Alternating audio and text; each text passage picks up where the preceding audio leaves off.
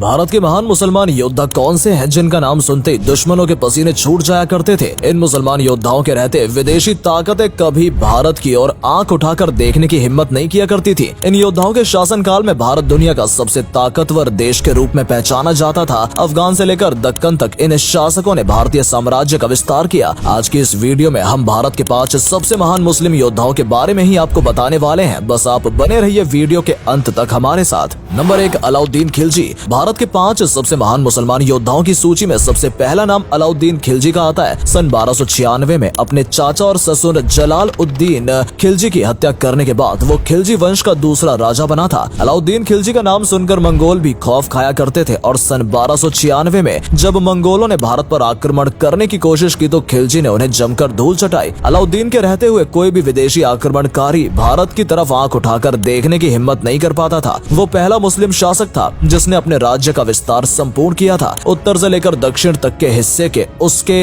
अपने साम्राज्य में उसने शामिल कर लिया था। गुजरात, रणथंभौर, चित्तौड़, मालवा और दक्कन पर उसने विजय प्राप्त की। अलाउद्दीन खिलजी के पास 5 लाख सैनिकों की आर्मी थी। 60,000 से अधिक घुड़सवार उसकी सेना में शामिल थे। अलाउद्दीन खिलजी ने भारत के कई इकोनॉमिक, सिविल और मिलिट्री रिफॉर्म्स इंट्रोड्यूस कराए। उसने अपने साम्राज्य में महंगाई कम की, साथ ही साथ एक टैक्स सिस्टम शुरू किया जिसका आधुनिक वर्जन ही आज भारत में इस्तेमाल किया जाता है। अलाउद्दीन खिलजी के दरबार में अमीर खुसरो और हसन निजामी उच्च कोटि के विद्वान मौजूद थे। स्थापत्य कला के क्षेत्र में भी अलाउद्दीन खिलजी ने अपना योगदान दिया। दिल्ली सहित देश में उनके कई जगह सराय, मदरसे, महलों और किलों का निर्माण कराया। सन 1316 में बीमारी के चलते उसकी मौत हो गई थी। नंबर 2, बाबर। बाबर को भी भारत के महान मुसलमान योद्धाओं की सूची में शामिल किया जाता है। केवल 20,000 की फौज के साथ बाबर ने भारत पर आक्रमण किया था और फतह हासिल की थी। भारत में मुगल साम्राज्य की नींव बाबर द्वारा रखी गई थी। सन 1526 में पानीपत की पहली लड़ाई में बाबर इब्राहिम लोदी को हरा देता है और दिल्ली के तख्त पर कब्जा कर लेता है। वो अपने साथ कई विशाल तोपें और बारूद लेकर भारत आया था जिसके आगे इब्राहिम लोदी की सेना टिक नहीं पाई। इसके बाद बाबर को भारत का मौसम और यहाँ का वातावरण इतना पसंद आया कि उसने यहीं पर रहने का मन बना लिया। बाबर एक दरिया दिली वाला इंसान माना जाता था। कहा जाता है कि 1526 में पानीपत के युद्ध में जीत हासिल करने के बाद बाबर ने लूटा हुआ सारा धन सैनिकों में बंटवा दिया था। बाबर की दरियादिली देखकर लोगों ने उसे कलंदर का नाम दिया था। सन 1527 में बाबर ने राणा सांगा को और 1528 में चंदेल के राजाओं को भी परास्त कर दिया था।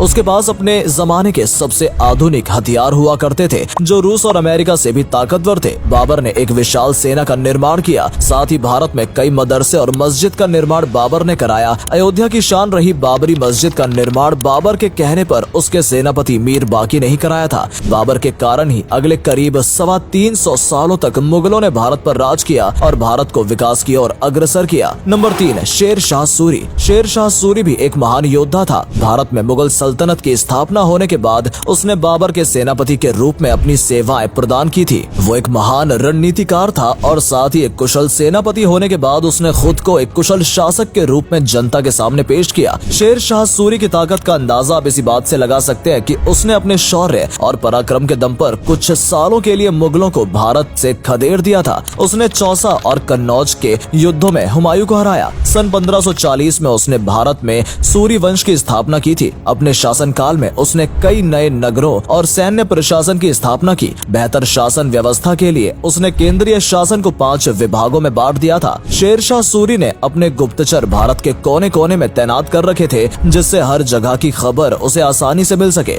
भारत में सबसे पहले रुपये का इस्तेमाल शेर शाह सूरी ने शुरू किया था। उसने भारत में डाक व्यवस्था की शुरुआत कराई। साथ ही अफगानिस्तान में काबुल से लेकर बांग्लादेश के चटगांव तक ग्रैंड ट्रंक रोड का निर्माण कराया जिसे भारत का पहला हाईवे भी कहा जाता है। उसने देश में कई स्कूल भी बनवाए और साथ ही गरीबों के लिए मुफ्त में लंगर भी खोले गए। इन सबके अलावा भूमि सुधार, सैन्य शक्ति को मजबूत करना और व्यापार को बढ़ावा देना सहित अनेकों कार्य शेर शाह सूरी ने कराए। लेकिन 1556 में पानीपत के युद्ध, दूसरे युद्ध में हुमायूं विजयी हो जाता है और भारत में एक बार फिर मुगल सल्तनत की शुरुआत हो जाती है। नंबर 4, औरंगजेब। औरंगजेब को सबसे महान मुसलमान बादशाह माना जाता है। हालांकि इतिहासकारों ने औरंगजेब से अधिक तवज्जो अकबर और शाहजहां जैसे शासकों को दी है, लेकिन औरंगजेब उन सबसे अधिक ताकतवर और शक्तिशाली था। 49 सालों तक यानी करीब आधी शताब्दी तक उसने भारतीय उपमहाद्वीप पर कब्जा किया और अपने साम्राज्य का विस्तार किया। उसके शासनकाल में भारत की सीमाएं सियाचिन, कैलाश पर्वत और अफगानिस्तान तक पहुंच गई थी। वो एक महान योद्धा था,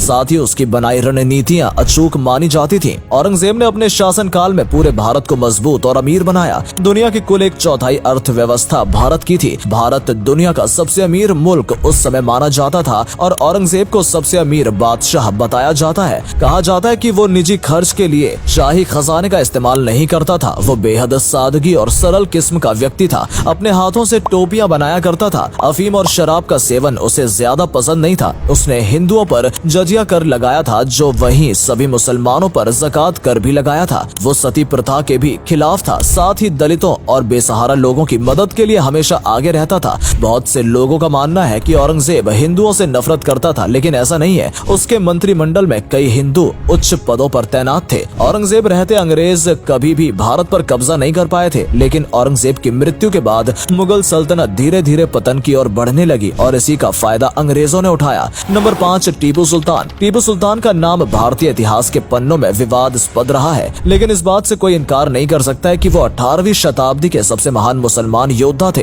टीपू सुल्तान को दोनों हाथों से तलवारबाजी करने का हुनर प्राप्त था और उनकी एक तलवार का वजन 7 किलोग्राम से भी अधिक था। टीपू सुल्तान ने ही भारत का पहला रॉकेट मिसाइल बनाया था, जिसके बाद में अंग्रेज अपने साथ लंदन ले गए थे। टीपू सुल्तान ने एक मजबूत नौसेना का निर्माण भी कराया था। 20 से अधिक युद्ध पोत उसके पास थे, जिसमें दर्जनों तोप लगी रहती थी। 2010 में टीपू सुल्तान की एक तोप 3 लाख पाउंड में नीलाम हुई थी। टीपू सुल्तान का नाम सुनकर अंग्रेज भी खौफ खाया करते थे। यहाँ तक कि नेपोलियन ने टीपू सुल्तान को फ्रांस आकर अंग्रेजों से युद्ध करने के लिए आमंत्रित भी किया था। इसी के साथ आप उनकी शक्ति और पराक्रम का अंदाजा लगा सकते हैं। टीपू सुल्तान के शासन के दौरान भारत दुनिया में रेशम का सबसे बड़ा उत्पादक बन गया था और चीन, जापान, रूस, फ्रांस और इंग्लैंड तक भारत से कपड़ा एक्सपोर्ट किया जाता है। टीपू सुल्तान अक्सर हिंदू मंदिरों और संस्थाओं को भी पैसा दान किया करता था और वो एक राम नाम की अंगूठी भी पहना करता था। दोस्तों, इन 5 योद्धाओं के अलावा भी भारत में अनेकों महान मुस्लिम योद्धा हुए हैं, जिसमें अकबर, शाहजहां, कुतुबुद्दीन ऐबक जैसे कई नाम शामिल हैं। भारत की आजादी में भी मुसलमानों ने बेहद महत्वपूर्ण योगदान दिया था। इनके अलावा यदि आप किसी अन्य मुस्लिम योद्धा के बारे में जानना चाहते हैं तो हमें बता सकते हैं। और अगर आज की ये वीडियो आपको पसंद आई हो तो इसे अधिक से अधिक लाइक और शेयर अवश्य करें। आज के लिए इतना ही। आपसे फिर मिलेंगे एक नई वीडियो और ढेर सारी रोचक जानकारी के साथ। धन्यवाद।